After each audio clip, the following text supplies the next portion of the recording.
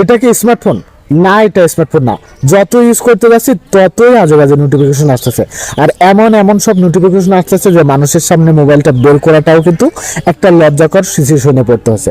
তো এই নোটিফিকেশনের যন্ত্রণায় যারা ভুগতেছেন তাদের জন্য কিন্তু আজকের এই ভিডিওটি, কিভাবে আপনারা এই আজে বাজে নোটিফিকেশন থেকে মুক্ত পাবেন, চলুন সেই প্রসেসটাই আজকের এই ভিডিওতে আমি আপনাদেরকে দেখিয়ে দিচ্ছি।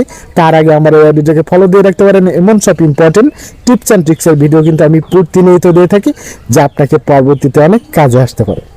Welcome back viewers. তো এর জন্য শুরুতে আপনাদের ফোনের সেটিংটা ওপেন করে নেবেন, তারপর এখান থেকে স্ক্রল করে নিচে দেখতে পারবেন সিস্টেম একটা অপশন রয়েছে, এই অপশনটার উপরে ট্যাপ করে দিবেন। তারপর এখান থেকে ডেভেলপার এই অপশনটার উপরে ট্যাপ করে দিয়ে আপনারা এখান থেকে স্ক্রল করে নিচে যেতে থাকবেন। নিচে গিয়ে আপনারা এখানে একটা অপশন দেখতে পারবেন, এই যে রিসেট নোটিফিকেশন ইম্পর্টেন্স, এই অপশনের উপরে ট্যাপ করে দিয়ে আপনারা এখান থেকে নোটিফিকেশনটা রিসেট করে দিবেন।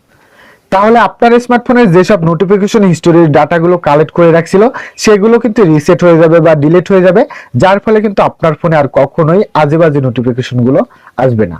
That's it.